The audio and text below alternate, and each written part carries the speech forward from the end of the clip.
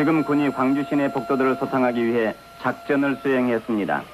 신분과 임무 유화를 막느라고 위험하니 밖으로 나오지 마십시오. 시민은 복도를 숨겨주지 마십시오. 들리십니까? 네, 들립니다. 말씀하세요. 들리십니까? 여기는 80년 광주입니다. 지금 그곳 상황은 어떻습니까? 네? 80년 광주요? 지금 이곳은...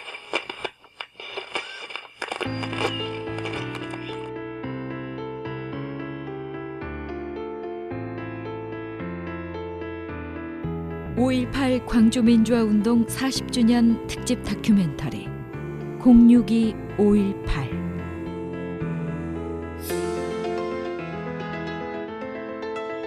예정을 앞당겨 귀국한 최규하 대통령은 5월 18일 자정을 기해서 전국 일원의 비상계엄을 확대 선포하고 노태우 민정당 대표위원은 대통령 직선제 개헌 등 특별 선언을 발표했습니다. 전두환 전 대통령이 오늘 아침 안양교도소에 수감됐습니다.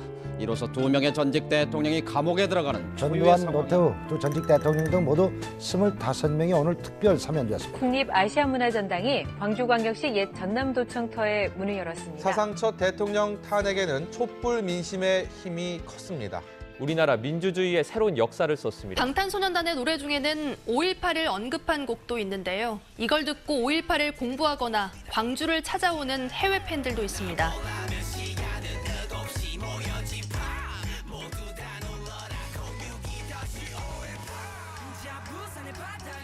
안녕하세요. 배우 김규리입니다. 저도 즐겨 듣는 방탄소년단의 마스티. 이 곡에서 제이홉은 자신의 고향 광주에 대한 자부심을 드러냈는데요. 이 곡을 들은 해외 아미들이 요즘 말로 멘붕에 빠졌다고 합니다.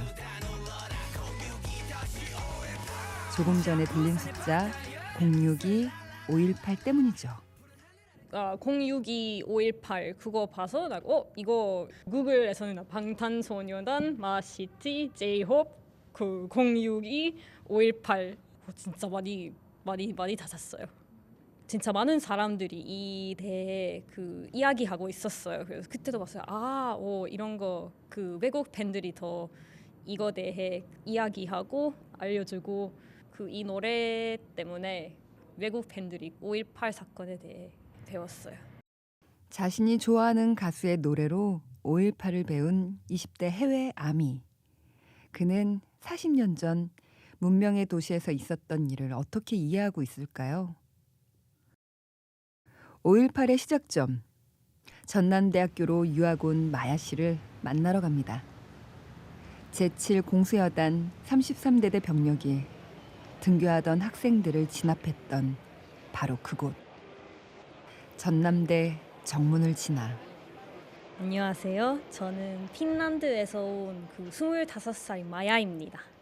친구가 저한테 김마야라고 해요. 저도 모르겠어요. 왜 김마야. 반가워요, 마야. 전 김규리예요.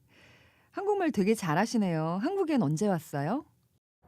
2018년 여름 때 왔어요.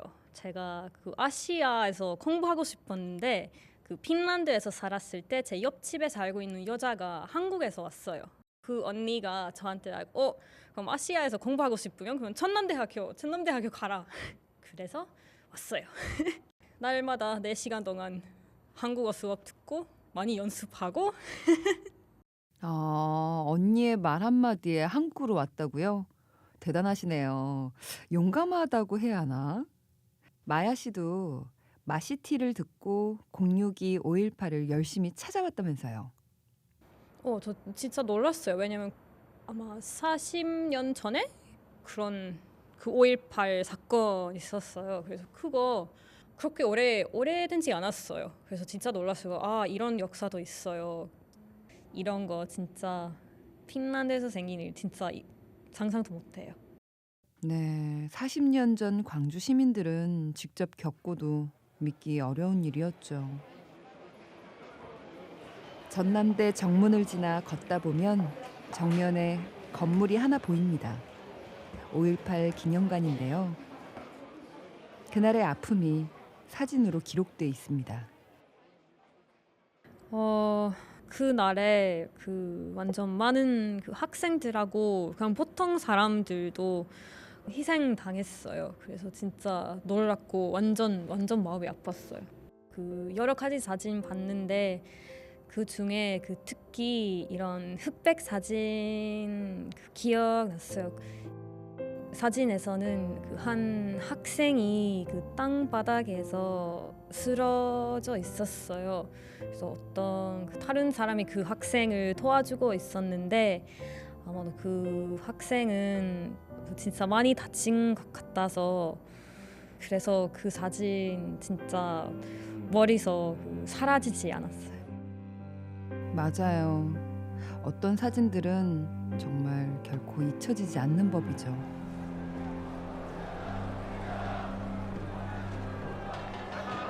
당시 학생들이 왜 그렇게 희생을 했는지도 알아요? 네, 그때는 그 불공정한 대통령을 바꾸고 싶었어요. 그래서 학생들이 시위를 한 거라고 생각해요. 맞아요. 당시 정권의 부당함에 저항했었죠. 함부로 재단하고 폄훼할 수 없는 민주주의에 대한 열망이었어요. 그런데 한국 20대에겐 사실 좀 먼 얘기기도 해요. 사실 제가 고등학교 때도 역사 쪽으로 제가 잘 못해가지고 선택을 안 했거든요. 그래서 좀 잘 기억이 안 나는데 5.18 광주 민주화 운동에 대해서 교육을 받았던 적은 고등학교 때 있었던 것 같은데 저와는 별개인 일이라고 생각해서 잘 기억이 나지 않습니다.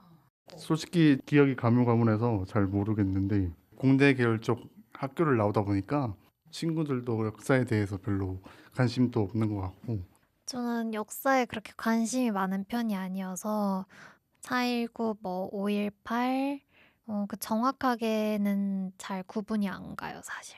그 5.18 관련해서 되게 썰이 많더라고요.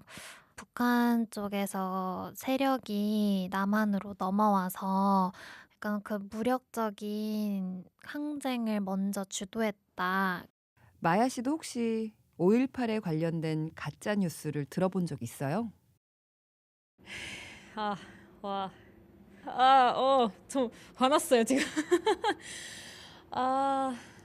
아직도 그런 사람도 있어요. 그 5.18 사건에 대해 좀 그냥 그거 별로 그렇게 중요하지 않다고 생각한 사람도 있어요. 아직도. 그래서 그거 들었을 때 진짜 화났어요. 제대로 알지 않으면 언제든 이런 뉴스에 현혹될 수 있겠죠. 알아야 돼요. 그 5.18 사건에 대한 배워야 돼요. 왜냐면 이거 완전 중요한 역사예요. 그런 역사 안 배우면 심각한 사건을 또 다시 생길 수 있어요. 배우는 거 완전 중요해요. 무더웠고 뜨거웠고 붉게 물들었던 광주의 5월. 그 5월을 배운다는 건 잊지 않겠다는 의미. 다시는 같은 잘못을 되풀이하지 말자는 의미겠죠. 핀란드에서 온 25살 마야 씨에게 5월은 배움이었습니다.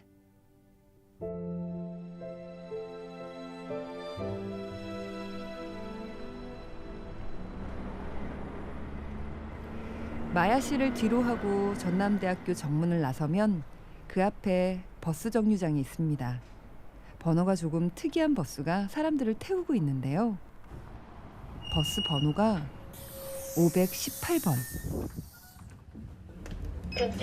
네, 반갑습니다. 이 5.18 노선은 광주 민주화 운동 5.18 묘지, 그다음에 그 4.19 광장, 그리고 이제 문화전당을 해서 상무지구로 가고 있습니다.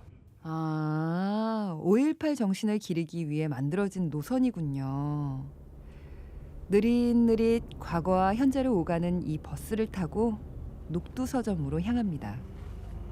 40년 전 항쟁의 중심에 있던 당시 20대들이 우리에게 물려줄 이야기가 있으시대요.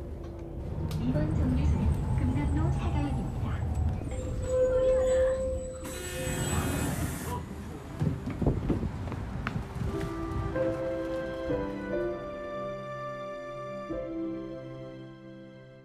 그해 5월 붉게 물든 금남로 안쪽 도청에서 5분 남짓 거리에 1977년에 문을 연 녹두 서점이 있었습니다.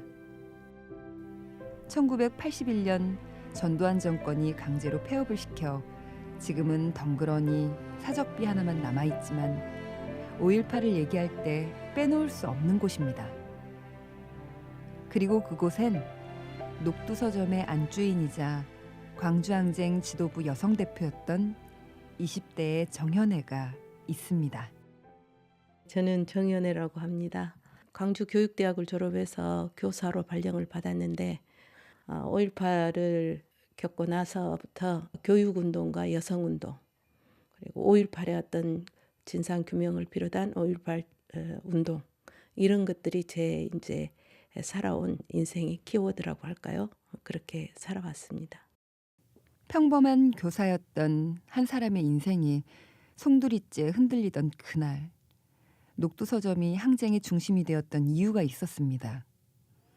1977년에 녹두 서점을 세운 정현애 씨의 남편 김상윤 씨입니다. 녹두 서점을 누가 운영한지를 몰라도 광주 시민들은 녹두 서점을 다 알아요. 실질적으로 도청 내에 수습대책위원회 그리고 그 속에 들어간 사람들이 녹두 서점을 중심으로 해서 움직였던 사람들이고 거기에 도청 수뇌부에 아주 중요한 직책을 맡았던 사람들이 전부 녹두 서점과 관계가 있고 그럴 수밖에 없었죠. 그리고 이곳 녹두 서점은 사실 정현애 씨와 김상윤 씨의 신혼집이기도 했는데요. 어느 날 친구가 저에게 그 서점을 하나 소개를 했어요. 그래서 제가 그 서점에 책을 구하러 갔었는데 서점의 주인이 지금 현재 저희 남편이었죠.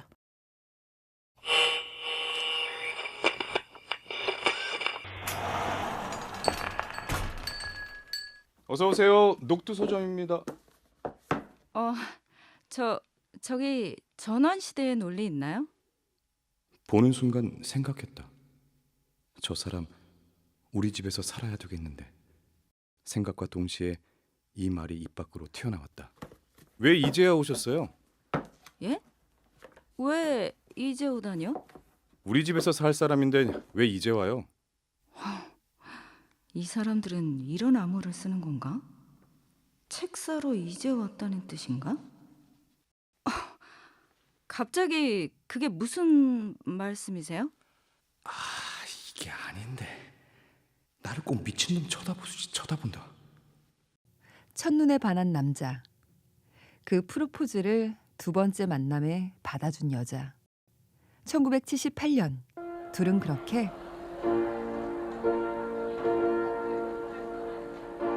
느닷없이 시작된 평범했던 녹두 서점에서의 신혼생활. 그런데 이 가족에게 불행이 찾아든 건 80년 5월 17일이었습니다. 그 5월 17일 밤에 여러 가지 상황들이 바뀌면서 아무래도 불안하고 이랬어요. 제가 이제 잠시 쉬려고 눈을 붙이려고 갔다가 다시 이제 옆에 서점으로 나와서 이제 이런저런 것들을 정리하는 사이에 이제 그 사람들이 들이닥친 거죠.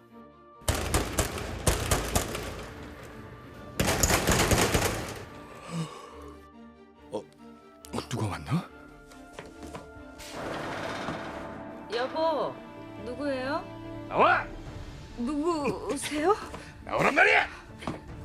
아니, 누구세요? 사람을 왜 끌고 가는 건데요? 여보! 괜찮으니까 내복 좀 가져오죠. 예? 내복이요?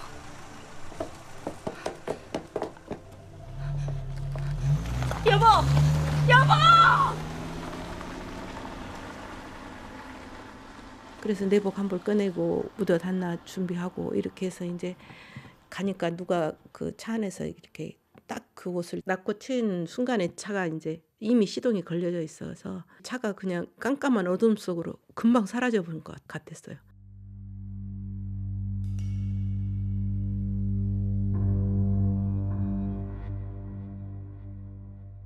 아무것도 보이지 않던 그 밤, 김상윤 씨는 아무도 모르는 곳으로 끌려갔습니다. 5월달이라도 조사 받으러 간 곳은 무지하게 추워요. 지하나 막 이런 곳이니까. 집사람이 내복 가져와서 입고 바로 가니까 이제 집차 안에서 고개를 팍 아래로 숙이더만 밖에 어디로 가는지 못 보게 하려고. 그래가지고 이제 보안대 지하실로 바로 간 거죠.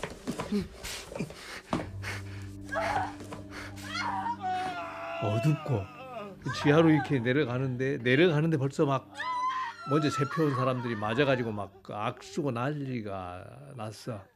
내가 여기서 기가 죽으면 안 된다 그런 생각하고 딱 들어갔는데 기를 죽이기 위해서 저놈들이 탁 들어가자마자 워카발로 차고 무릎을 꿇으라고 하더니 무릎 여기 사이에다가 몽둥이 딱 집어넣고 무릎을 꾹 꿇으니까 여기를 워카로 그냥 하니까 대단히 아프지. 막 개머리파로 찍어버리고 어쩌고 해갖고 막 이빨 부러져 버리고 막 팔 나가버리고 하는 사람들이 많았으니까. 그 밤 남편과 아내가 결혼 후 처음으로 이별했던 그 밤, 신혼집이었던 녹두서점은 5.18의 중심지로 자리 잡게 됩니다. 정말 넉넉고 그 길거리가 서 있었는데 지금 할 일이 뭐지?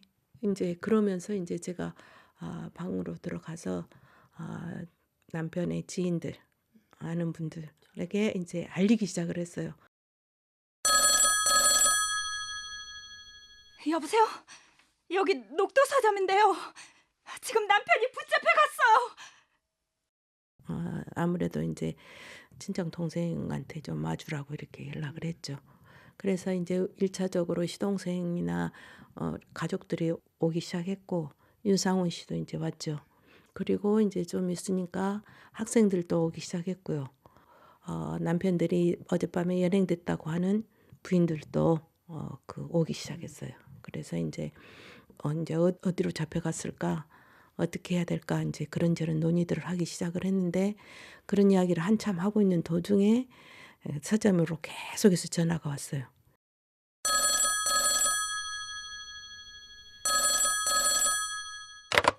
여보세요? 여기 지금 전남대 근처인데요. 정문 앞에서 무장한 군인들이 학생들과 붙었습니다. 군인들이 학생들을 사정없이 두들겨 패고 있어요.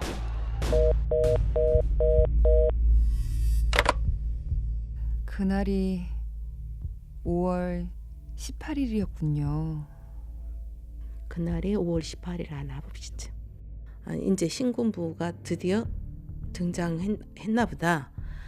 학생들이 전남대 정문 앞에서 출발을 해가지고 도청 앞으로 이렇게 진출하게 되니까 군인들이 이제 그 계엄군들이 이 학생들을 잡으러 이 시내 쪽으로 완전히 이제 포진하게 돼버린 거죠.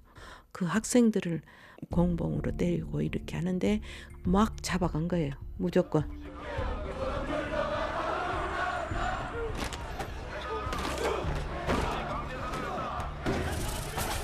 도망가다가 이제 다 신발이 벗겨진지도 모르고 도망가죠. 그러니까 이제 길거리가 널려져 있으니까 나중에 이제 그 신발들을 이렇게 모아놓은 거예요. 주변에 있는 시민들이. 그러니까 그 신발들이 막 산더미처럼 쌓여 있는 거예요. 얼마나 정신없이 많은 시민들이 그렇게 공포에 쌓여서 도망을 갔는지. 문 열어! 문 열란 말이야! 시민들이 모여있는 속으로 뛰어들어와요. 그냥 그대로. 그러면 이제 우리는 얼른 셔터문을 이렇게 내리고 그러면 밖에서 이제 요란스럽게 막 두들기고 그러죠. 이제 저희들이 다시 이제 좀 조용해지면 올리고 시민들에게 물도 떠다 주고 치약이나 또 샴푸나 이런 것들을 나눠주죠. 자, 여기 물 좀 드세요. 그리고 치약이랑 샴푸도 있어요. 주먹밥도 좀 드시고요. 시민군들에게 밥이라도 해주자. 이렇게 해서 자발적으로 시민들이 쌀을 모아서 그렇게 해줬어요. 그리고 동네에서도 아주머니들도 모아가지고 밥을 해서 보내주고 김치 담아서 도청으로 보내주고 이렇게 하게 된 거죠. 이웃을 위해 물을 나르고 밥을 나누고 그렇게 평범했던 20대의 정연애 씨는 5.18의 한가운데로 들어오게 됐습니다. 그러던 27일 아침 제가 너무 무서웠는데 근데 제가 정말 그 어디로 도망갈 데가 없더라고요. 도망가야 된다는데 도망갈 데가 없었어요. 그래서 저는 학교에 갈 요량으로 옷을 딱 갈아입었어요. 갈아입고 있었는데 그 사이에 이제 잡으러 왔죠. 붙잡혀간 그곳에서 남편 김상윤 씨를 보셨다고요. 그 내무반에 이제 밤에 불러내서 가봤더니 저기 저 상윤이 있네 이렇게 얘기를 하더라고요. 그래가지고 그래서 내가 이렇게 얼핏 쳐들어봤더니 남자 하나가 이렇게 매달려 있고 이렇게 있으면서 거기를 저한테 거기 보라고 하고 가는 거예요. 그건 이제 28일이었던 것 같은데 오후가 되고 났는데 누가 나를 부르더니 길을 내다보라고 그래. 그래서 이렇게 내다보니까 처가 앉아 있어. 아, 이거 깜짝 놀랬지. 그럼 뭐 여기서 아닌 체 할 수도 없고 망연히 보고 있는데 보니까 저쪽에 보니까 또 처제가 앉아. 그래 나 들어와 있지, 동생 들어와 있지, 집사람 들어와 있지, 처제 들어와 있지. 그러니까 우리 식구 활동을 모자이크식으로 딱 연결을 하면 5.18의 중요한 흔적이 쫙 나오게 돼 있죠. 평범했던 신혼부부가 그의 친구들이 그의 온 가족이 현대사의 비극에 휩쓸려 버렸군요. 그런데 그런 사람들을 두고 누군가는 아직도 폭도라고 얘기를 해요. 그러니까요. 그것은 너무나 안타까운 그런 우리 현실인데 저는 그런 심정이었어요. 많은 분들이 이렇게 갑자기 곤봉 맞고 픽 하고 피 흘리면서 쓰러져 가면 누가 됐든지 간에 구한다. 폭도라고 말하는 그 사람도 아마 그럴 거예요. 보통의 국민들이라면 우리나라 국민들이라면 모두 다 그렇게 하실 거다. 광주 시민들처럼 하실 거다. 그리고 광주 시민들처럼 용기를 내실 거다. 저는 그렇게 생각을 해요.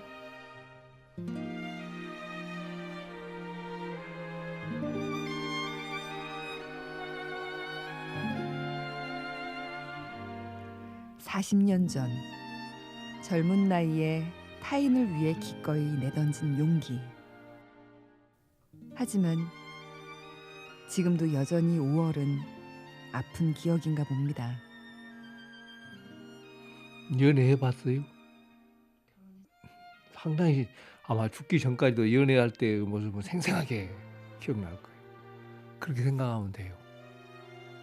그때의 모습이 생생하게 기억이 나요. 5월에서 8월만 되면 꼭 병이 와요. 5월에서 8월만 되면은 어디가 아프든지 아파. 고문 어쩌면 누구나 있죠. 다들 그런 게 있습니다. 집사람도 아침에 산보가 오면 잘 못 걷거든. 이제 나이가 들어가니까 서서히 다 나타나는 거죠. 그런데 여전히 전두환과 관련자들은 광주를 외면합니다. 5.18 민주화운동 희생자의 명예를 훼손한 혐의로 기소된 전두환 씨가 1년 만에 법정에 출석했습니다. 헬기 사격은 근데 없었다며 우리나라는 혐의를 전면 부인했습니다. 지금도 진상규명이 제대로 안 됐잖아요. 누가 발포를 하겠는지, 누가 헬리콥터로 쏘아부를 하겠는지 안 나타나. 그러니까 책임자 처벌도 안 돼 있어. 그러니까 엉망인 거죠 지금. 예, 화가 나는 건 이제 그런 거죠. 민족의 아픔이 얼마나 큰데 그 민족의 아픔을 가지고 그 사람들을 지시다고 광주 시민들한테 그렇게 덮어 씌우는 거죠. 이건 도대체 말이 안 되는 거잖아요. 이게 제일 저는 화가 나요. 그런 왜곡된 이야기나 이런 것은 단호히 저지를 하고 거부를 해야 된다. 누가 들었든지 간에.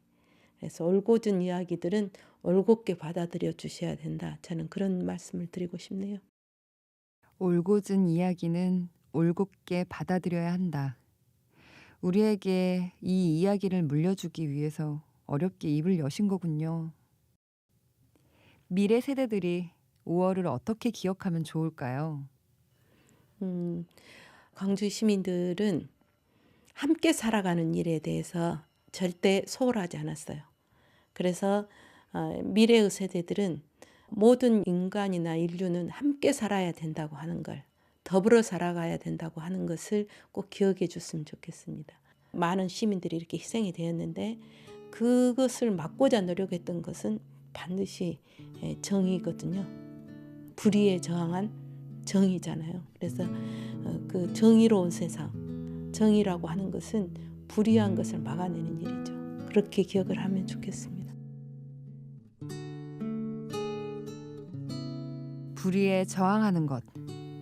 40년 전 20대였던 정연애 씨, 그리고 김상윤 씨와 그의 가족에게 5월은 정이었습니다.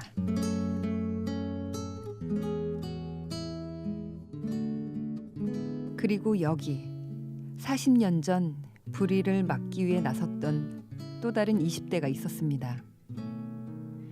40년 전 끔찍했던 그날이 두려워 색채를 지우고 소리를 지우고 숨죽여 살아왔지만 지금의 20대를 위해 꼭 하고 싶은 말이 있으시답니다. 518번 버스를 타고 그분을 만나러 갑니다. 40년 전 전남도청이 있던 그곳으로. 이번 정류소는 국립아시아문화전당 5.18 민주화운동 최고 항단지 구도청입니다.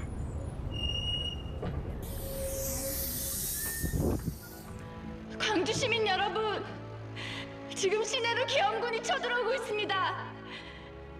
사랑하는 광주 시민 여러분, 우리 형제 자매들이 영화 화려한 휴가에서 이효원 씨가 재현했던 가두 방송 장면 기억나시나요? 이효원 씨의 실제 모델이었던 차명숙 씨는 당시 봉제를 배우러 학원을 다니던 평범한 19살의 여학생이었습니다. 안녕하십니까. 80년 5월 광주에서 거리 방송을 했던 차명숙입니다. 방송할 수 있는 확성기가 필요하든지 마이크가 필요하다. 어디로 갈까? 어디에 있냐? 이 근방에 어디가 있냐?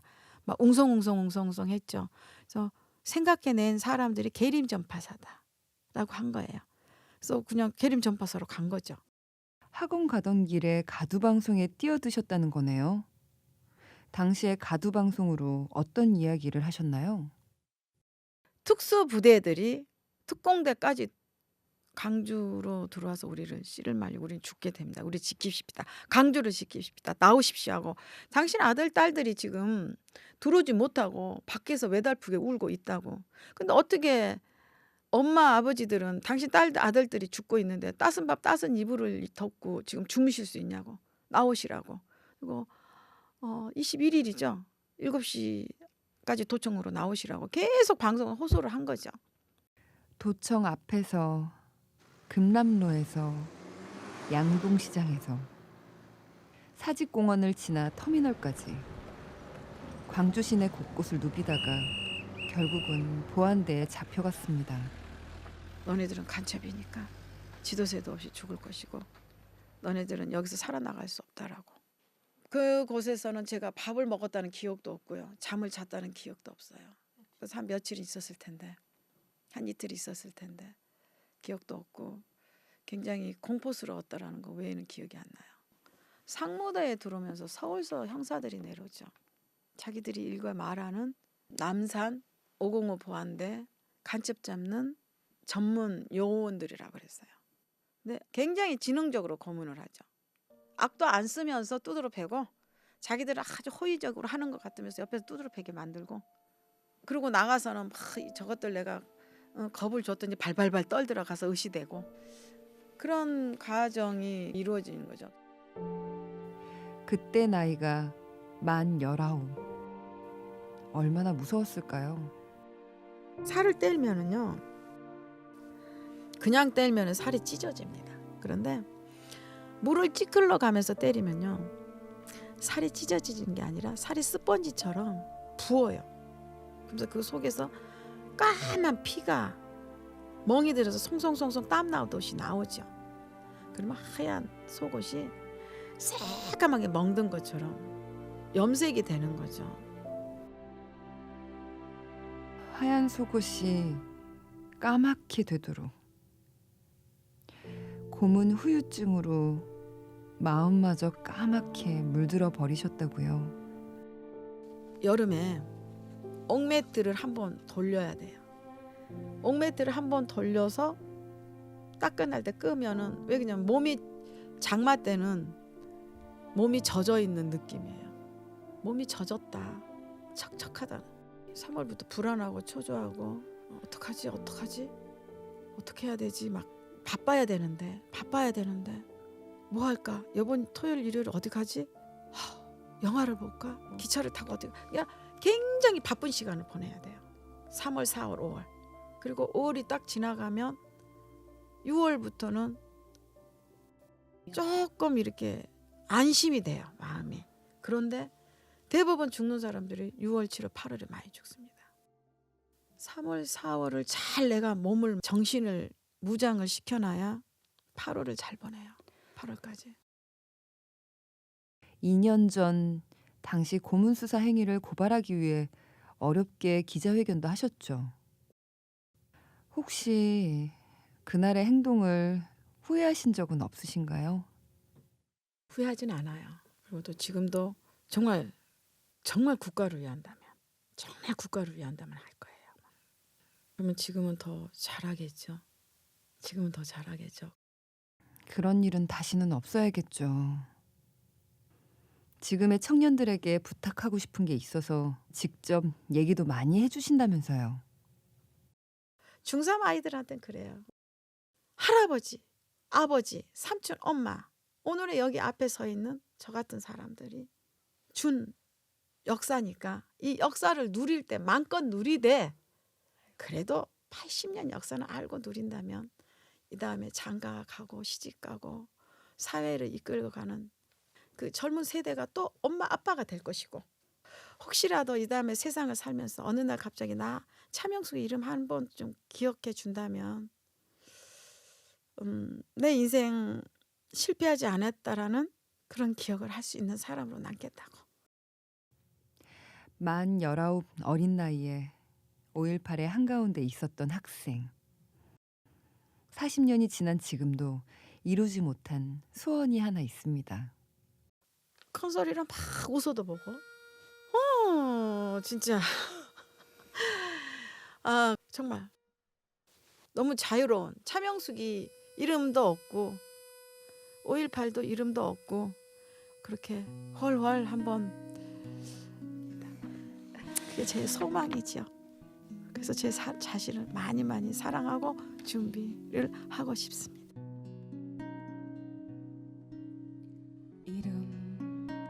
없는 날에 이름 없는 곳에 40년 전의 봄날, 민주주의를 되찾기 위해 거리로 나올 수밖에 없었던 그 수많은 이름들. 당신이 따뜻해서 봄이 왔습니다 라던 어느 시인의 말처럼, 깊이 잠든 한국에 감사드린다고 했던 작가 한강의 수상소감처럼 40년 전 청년들의 이름을 기억합니다. 정연애, 김상윤, 그리고 차명숙.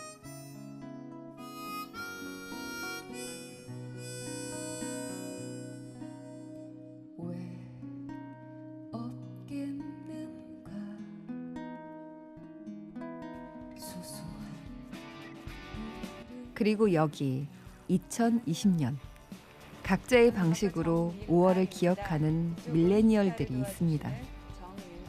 조금 전에 들었던 곡 무명을 작사 작곡하고 부른 정미라 씨도 그 중에 한 명인데요. 싱어송라이터 정밀아입니다. 아, 반갑습니다. 이 노래가 5월 창작 가요제에서 무려 대상을 받은 곡이라면서요? 그런데 5월 창작 가요제가 사실 좀 낯설어요. 5월에 열리고요. 그 5.18 민주항쟁을 기억하고 이어가고자 하는 그런 음악제이고요. 많은 젊은 음악가들이 참가하고 있는 대회라고 알고 있습니다. 5월을 기억하는 음악제. 그럼 참가자들 모두 5.18을 알고 있겠네요. 나름 공부를 다 하고 오시겠죠. 그리고 아주 어린 참가자들은 이런 사건이 있었다더라 정도 알고 참여했다가 참여 기간 중에 워크숍 같은 걸 진행을 하거든요. 그때 더 자세히 알게 되는 것 같아요. 저도 그랬어요. 워크숍이요? 금남로랑 그 도청 건물도 다 가보고 기념관이랑 모두 이렇게 다 둘러보거든요. 그때 굉장히 기분이 이상하고요. 하루는 그 금남로 건물 코너에 제가 서 있는데 그때 5.18 당시에 그 기록 사진을 봤어요. 금남로와 옛 전남도청, 40년 전 정연회와 김상윤 그리고 차명숙이 있었던 그곳이네요. 실제 그 자리에 서보니까 어땠어요? 도청에서 이렇게 창밖을 분수대를 이렇게 바라봤거든요. 그 도청 안에서 그 시신들하고 같이 거기서 밤을 샜던 사람들, 그 사람들이 지금 나랑 똑같은 뷰를 보고 있었을 텐데 싶은 게 기분이 되게 이상했고요. 그래서 그때 고갑에 그 호른 연주를 넣었어요. 제가 전남도청에서 분수대 바라볼 때 느꼈던 그 감정, 그거를 거기 넣고 싶었어요. 그래서 그 호른이 거기 들어갔어요.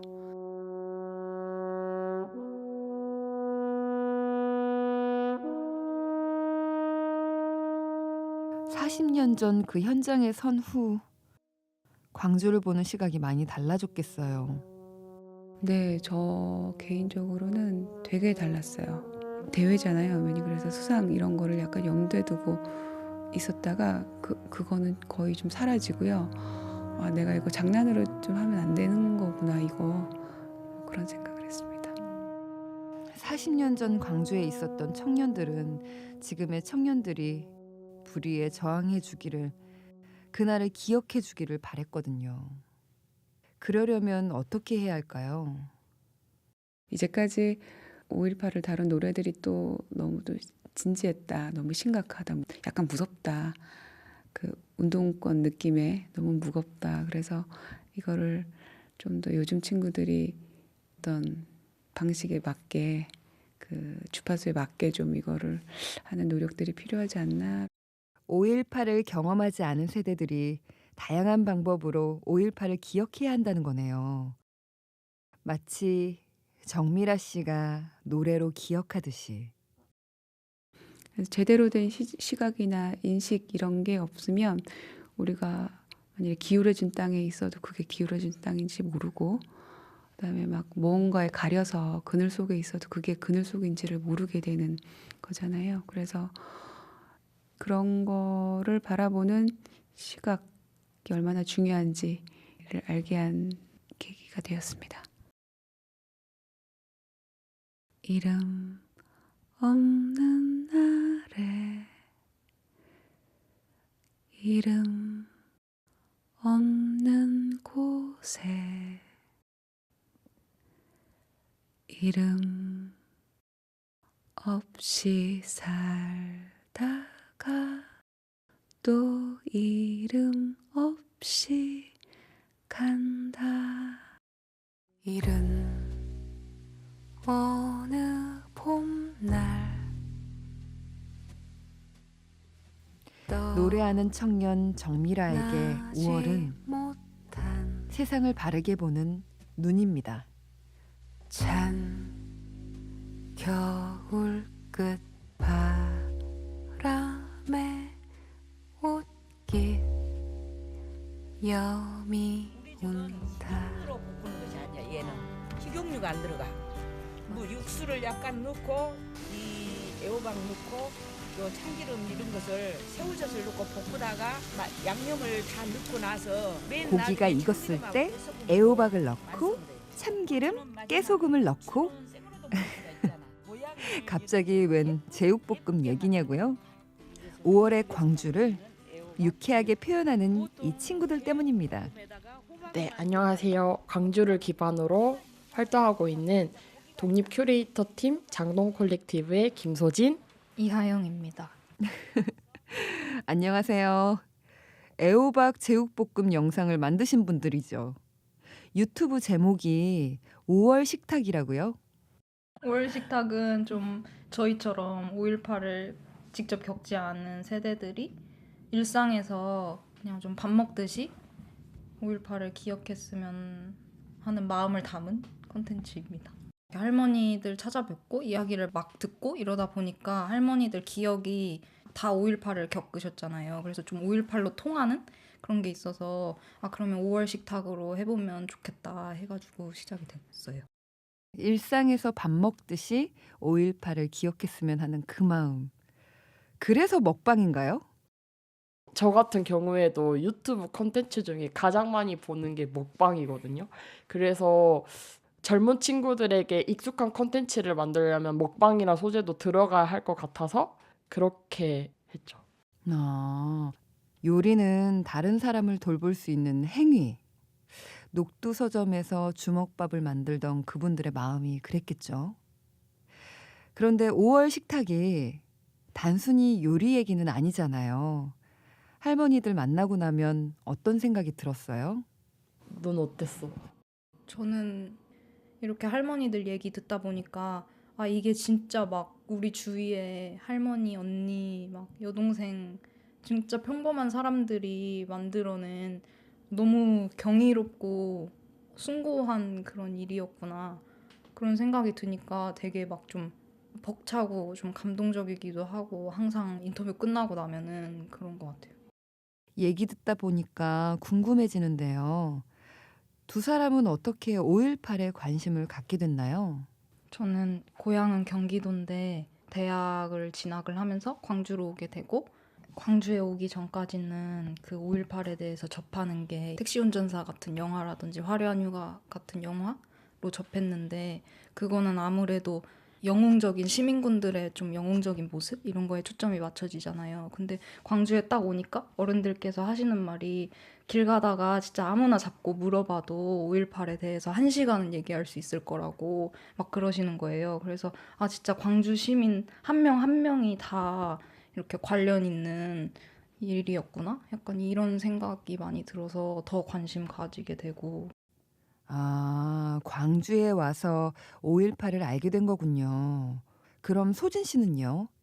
이제 저 같은 경우에는 광주에서 나고 자랐기 때문에 사회 시간이나 역사 시간에 늘 5.18과 관련된 이야기를 들을 때마다 그 담당 과목 선생님들이 그 당시에 좀 활동을 하셨거나 아니면은 그걸 직접 겪으셨던 선생님들이 많았어요. 그래서 그분들의 5.18에 대한 생생한 이야기를 듣다 보니까 늘 그 시간만큼은 되게 늘 깨 있었거든요.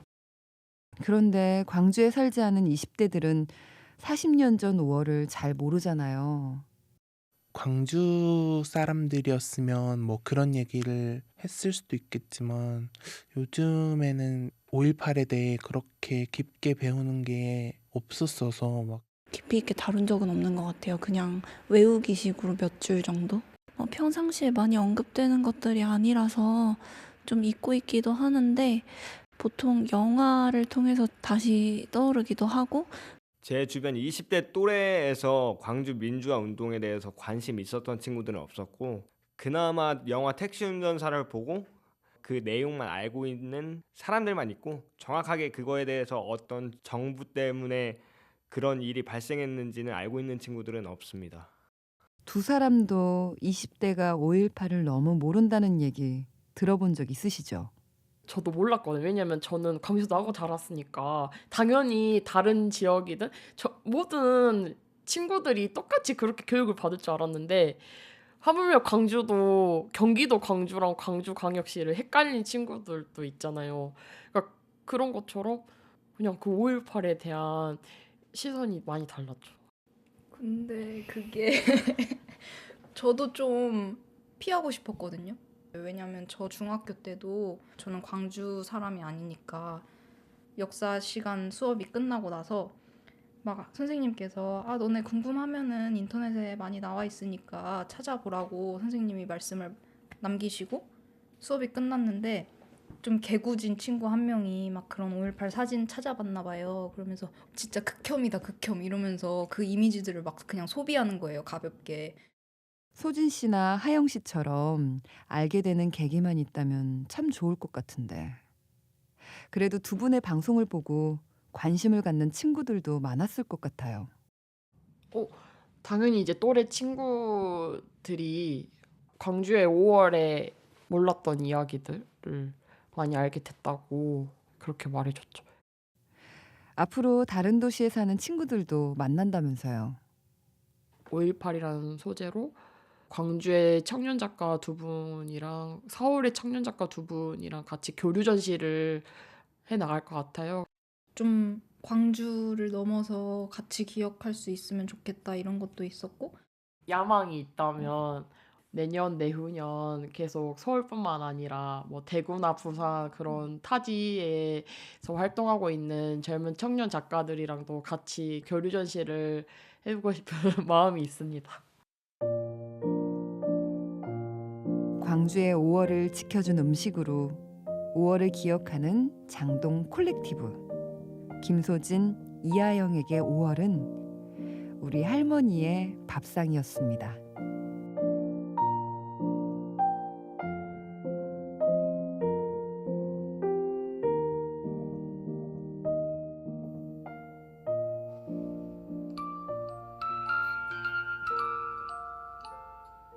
이맘때면 들려오는 이 노래 익숙하시죠? 그런데 매번 듣던 것과는 조금 다르게 들리는데요. 바로 오르골 소리입니다. 손바닥 위에 오르골을 올리고 이렇게 손잡이를 돌리면 오르골로 연주되는 5월. 그 소리를 만드는 청년 박은현 씨를 만났습니다. 안녕하세요. 광주에서 활동하고 있는 박은현입니다. 네, 임을 위한 행진곡이 밝게 들려서 새로웠어요. 이런 생각을 어떻게 하셨던 거예요? 이제 프랑스 여행을 갔었는데 그때 그 지인들한테 좀 의미 있는 선물을 주고 싶어가지고 어떤 걸 하면 좋을까 계속 둘러보다가 이제 오르골이 눈에 띄어가지고 조심하면서 골랐어요. 그러다가 약간 이런 게 우리 버전으로 있으면 좀 좋겠다라고 생각을 했었고 뭔가 이 광주와 관련된 곡이 뭐가 있을까 약간 고민하다가 생각난 게 님을 위한 행진곡이었어요. 그런데 왜 임을 위한 행진곡이었어요? 저는 광주에서 나고 자라서 그리고 여기서 이제 일하면서 계속 살아가고 있었어요. 어떻게 보면 계속 제 삶에 5.18이 있었거든요. 선명하고 울림이 있는 오르골 소리 덕분에 5.18에 관심을 갖게 된 분들도 있었을 것 같아요. 실제로 오르골을 계속 모으는 마니아 분이 이제 이걸 보시고 구매를 하신 분이 있었어요. 처음엔 몰랐다가 이제 여기 보면 설명서나 이런 게 다 들어있어요. 이 6가지 상징물의 의미라던가 이 노래의 의미 관련된 게 그걸 보고 좀 깜짝 놀라 하신 분이 있었어요. 손바닥만한 네모난 종이 오르골 위에 5.18의 6가지 상징이 올려져 있습니다. 전남도청, 분수대, 촛불, 택시, 윤상원 열사, 그리고 님을 위한 행진곡 악보. 님을 위한 행진곡을 재해석한 박은현 씨는 소리로 5월을 기억하고 있습니다.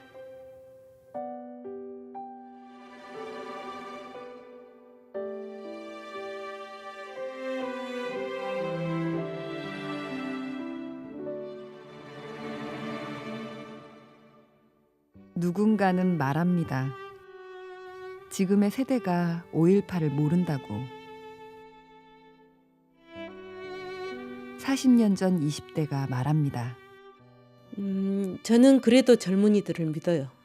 본인들이 그렇게 잘 살아가려고 한다면은 저는 자연스럽게 5.18에 대해서 관심을 가질 거라고 생각을 해요.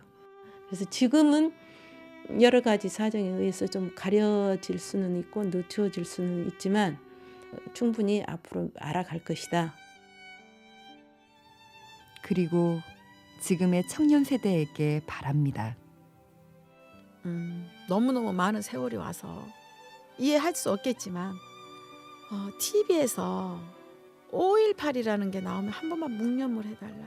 그때 당시에 초등학생, 중학생, 고등학생들이 죽었다. 나 19살이었다. 5.18이라는 이야기가 나올 때 묵념 한번 해주고. 2020년에 20대가 답합니다.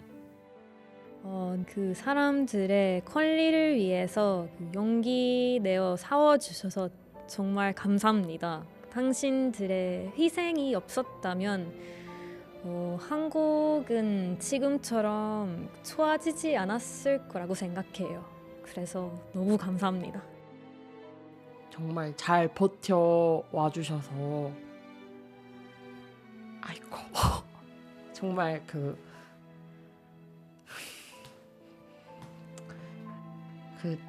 감사드린다고. 그분들이 있었기 때문에 지금의 저희도 있는 거잖아요.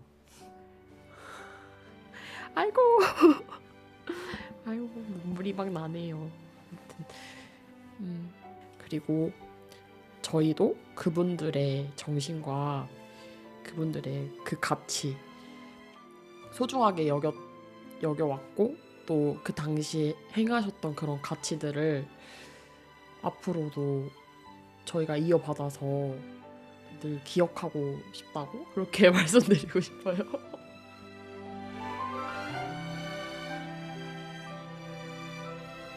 문화평론가 황현사는 그의 책 내가 모르는 것이 참 많다에서 이렇게 말합니다. 1년 중에 애국가를 부르지 않고 태극기를 달지 않고 나라가 무엇인지에 대해 생각하는 날이 하루쯤 있어야 한다. 오늘을 그날로 정하는 것이 옳겠다.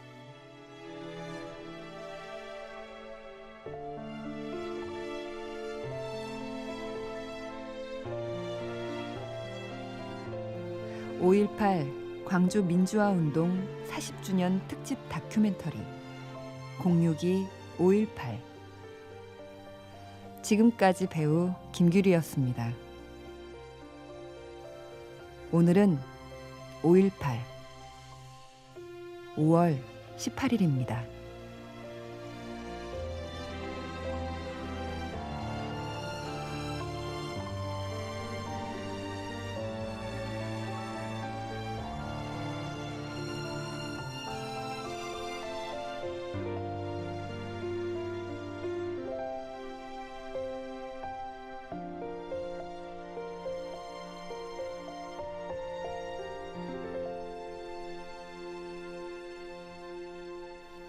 사랑도 명예도 이름도 남김없이 여기까지만 하죠.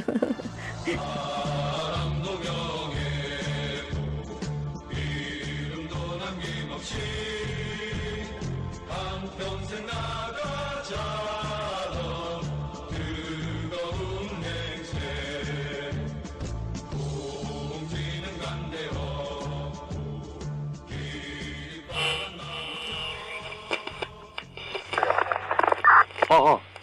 들리십니까? 여기는 80년 광주입니다. 지금 그곳 상황은 어떻습니까?